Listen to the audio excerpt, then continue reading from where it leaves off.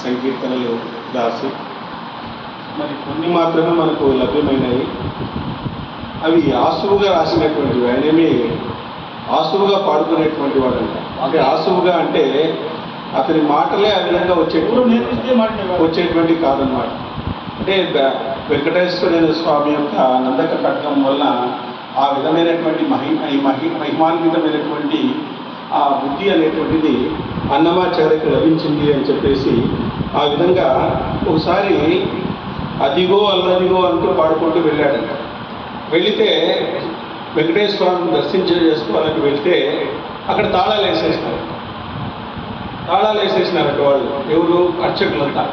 లేదయ్యా టైం అయిపోయింది వెళ్ళిపో అని చెప్పేసి స్వామి ఒక్కసారి తీయండి స్వామి నేను దర్శించుకుంటాను అని అన్నాడట. అంటే వాళ్ళు లేదు లేదు అయిపోయింది టైం అయిపోయింది నువ్వు రాకూడదు ఇంకా రేపు పొద్దుకు రాకు అన్నారు. అప్పుడు కీర్తన పాడినాడట. అదిగో అల్లదిగో శ్రీ హరివాసం అంటూనే మొత్తం బీగాలన్నీ తెచ్చుకునేసినాయి. మొత్తం బీగాలన్నీ కూడా తెచ్చుకునేసినాయంట. ఒక కీర్తన పాడేసరికి బీగాలన్నీ తెరుచుకుంటే వాళ్ళు అర్చక స్వాములంతా వచ్చి వీడెవడో సామాన్యుడు కాదయ్యా, అనేక కీర్తనలు పాడుతున్నాడు, అనేక ఇది చేస్తున్నాడు అని చెప్పేసి హత్తుకునేసినారంట అందరూ కూడా. అప్పుడు వీళ్ళు తల్లిదండ్రులు ఎక్కడ పోయినాడో ఏమో తెలియదు, కొడవలికి గడ్డి కోసేకి పోయినాడు కనబడలేదు. ఇంకా అంతా ఎదిగినారంట, అన్ని చోట్ల ఎదిగేసినారంటే. ఇక్కడ కాశీకి కూడా పోయించినట్టు. వీళ్ళు కాశీ వంశస్థులు. యాక్చువల్గా కాశీలో కరువు వస్తే కొంతమంది కర్నూలులోనూ కొంతమంది కడపలోనూ సెటిల్ అయినారు. వీళ్ళ పేరు నందవరికులు అని చెప్పేసి నందవరికి కుటుంబం అన్నవాటిని. వీళ్ళు ఏం చేసినారంటే సరే మాకు ఫైనల్గా వెంకటేశ్వర స్వామి కదా మాకు ఈ బిడ్డనిచ్చింది, ఓసారి తిరుపతిలో ఎదుకొస్తామని వచ్చినారండి. తిరుపతి ఆయన నుంచే కదా ఇక జరిగింది, ఓసారి వచ్చేసినాము అంటే ఆ రాయగా కూర్చొని పాడుకుంటున్నాడు. అయ్యో ఇక్కడున్నావా అని చెప్పేసి ఆ విధంగా వెంకటేశ్వర స్వామి అక్కడే ఉన్నాడు. అక్కడే ఉండిన తర్వాత అక్కడ తల్లిదండ్రుల మాటలు విని అప్పుడు వెంకటేశ్వర స్వామి ప్రత్యక్షమయ్యి నువ్వు ఇంటికి వెళ్ళి పెళ్లి చేసుకొని రాపోరా అని చెప్పాడు. తల్లిదండ్రులు వచ్చినారు, నువ్వు ఇంటికి వెళ్ళి పెళ్లి చేసుకొని రాపో అని చెప్పినాడు. సో స్వామివారు ఆదేశించినారు, ఇంటికి వచ్చాడు. చూడండి, అక్కడ లక్కమాంబ తిరుమలాంబ అనేటువంటి ఇద్దరిని పెళ్లి చేసుకున్నాడు. చేసుకున్న తర్వాత వాళ్ళు కూడా విపరీతమైనటువంటి ఆధ్యాత్మిక భక్తి, ఆ స్థాయి భక్తి ఉందండి వాళ్ళు కూడా ఇతనికి సహకరించినారండి. యాక్చువల్గా ఈ అన్నమయ్య దాంట్లో వాళ్ళిద్దరికీ వివాహము ఇట్లా విడిపోయినారు. అదంతా ధనుర్దాసు కథ చెప్పిండేదాన్ని. ధనుర్దాసు అని చెప్పేసి రామానుజాచార్యుల యొక్క శిష్యుడు ఉంటాడు. ఆయన భార్య అంటే విపరీతమైనటువంటి అభిమానం అన్నమాట.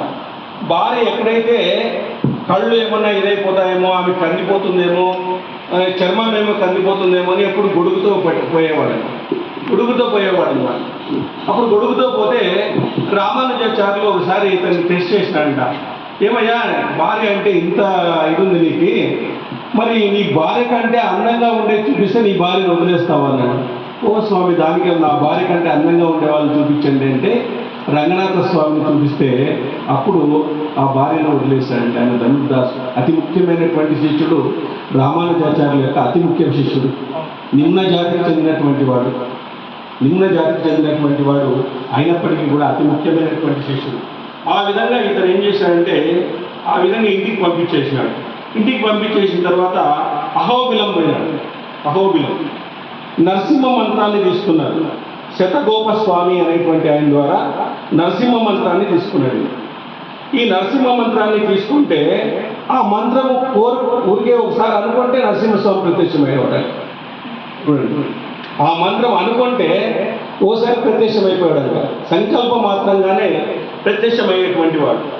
ఆ విధంగా వేల కొలది కీర్తనలు రాస్తూనే ఉన్నాడంట. ఆయన నరసింహ రాయలు అని చెప్పేసి పెనుగొండ ప్రభువు ఆయన కీర్తనలు విని నా ఆస్థానంలోకి వచ్చేసాయి నువ్వు అని చెప్పేసి ఆస్థానంలోకి పెట్టుకున్నాడు. పెట్టుకుంటే ఒకరోజు కీర్తన పాడినాడంట. ఏముకో చిగురు కడుగుల ఆ స్వామి అని చెప్పేసి ఆ కీర్తన పాడుతూనే తన్మయత్వమైపోయినట్టు రాజు. ఇట్లా కీర్తన నాకు రాస్తావా లేదా, నువ్వు చెప్పాల్సిందే, ఇట్లా కీర్తన నా మీద ఒకటి రాయాల్సిందే అని